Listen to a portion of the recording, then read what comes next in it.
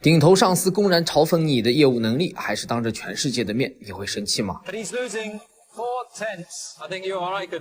？3年前，红牛领队霍纳向马尔科博士调侃了加斯利糟糕的表现。你以为法国人会生气吗？答案是4个字：没有资格。因为 F1 车手席位的竞争非常激烈，在这里没有太多的同情，强者生存是唯一法则。尤其像红牛这样的车队，你可以不要命，但你不能没有速度。而且这也不是第一次。在摩纳哥，霍纳谈论加斯利的失控救车时说道：“他一定吓尿了，应该去换条底裤。”而更加残酷的是，加斯利的队友是 F1 最年轻分站冠军维斯塔潘，所有人都会将他们进行对比，即使这并不公平。而这些重压带来的窒息感，逐渐让加斯利喘不过气。法国人走到了崩溃的边缘，终于在赛季过半后，车队宣布裁员，不过方式相对体面，与阿尔本交换车队席位。加斯利又一次回到了小红牛，只不过这一次是被下放。而赛季中段选择调换，对于被下放车手的自信心来说是毁灭性的打击。因为这等于告诉外界，我认为你不行，并且迫不及待要将你换掉。毫无疑问，媒体会将这样的论调带着主观感情色彩，成倍放大它的影响力。随之而来的就是铺天盖地的骂声，这不仅摧毁车手的信心，更会断送他的职业生涯。即使这不是真相，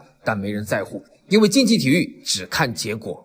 而当加斯利回到熟悉却又陌生的小红牛，面对媒体刁钻的提问时，法国人选择了闭口不言。经过大红牛的批访，没有任何表情，但他们并不知道，看似信心全无、处境堪忧的加斯利，心中却燃起了一股复仇的火焰。白色的帽檐之下，是一头愤怒的公牛。也许生活不可能像你想象的那么好，但也不会像你想象的那么糟。与其哀叹时运不济，不如回过头来看看自己还拥有什么，还能提升什么。静下心来的加斯利开始通过耐力训练，着重提升自己的意志力。因为在大红牛，法国人经常在重压之下发挥不出正常水准，形成恶性循环。同时，重拾信心，开始造车。在大红牛，赛车偏向性的调教和升级让加斯利苦不堪言。他的个人建议不仅完全被忽视，甚至还被嘲讽为教纽维造车。但如今面对自己一手调教起来的小红牛赛车，加大师可谓是轻车熟路，做到人车合一只是时间问题。而万事俱备后，加斯利需要做的就是等待一个时机，等待火星组赛车失误的时机。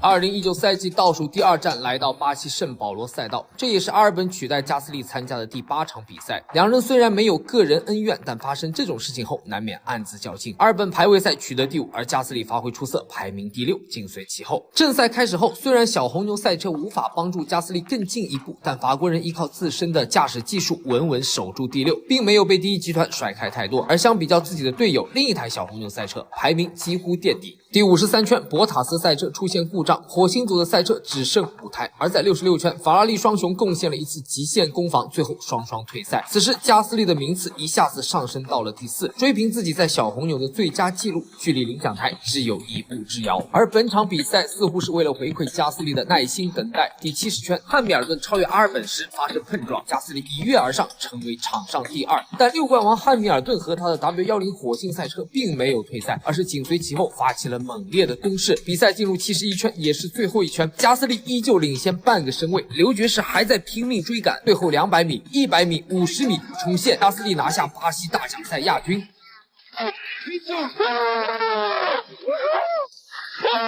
冲线后，法国人不断怒吼、狂笑，宣泄着一整年的憋屈和耻辱，还有满腔的怒火。外界的质疑和压力在这一刻全都由他亲手击碎。领奖台上，加斯利仿佛获得世界冠军，对于他来说，没有什么比这更好的回应了。而重拾信心的加大师在1年后的蒙扎再次登上领奖台，不过这一次他拿到的是分站冠军。凭借出色的表现，虽然加斯利没有重返大红牛，但也得到了本土车队雷诺的大合同。加斯利的故事令人动容，他虽然没有取得汉密尔顿那样的成就，也没有维斯塔潘那样顶级的天赋，但是他面对质疑和压力的态度值得每一个人学习。正如他自己所说，人可以被打败，但永远不会被打倒。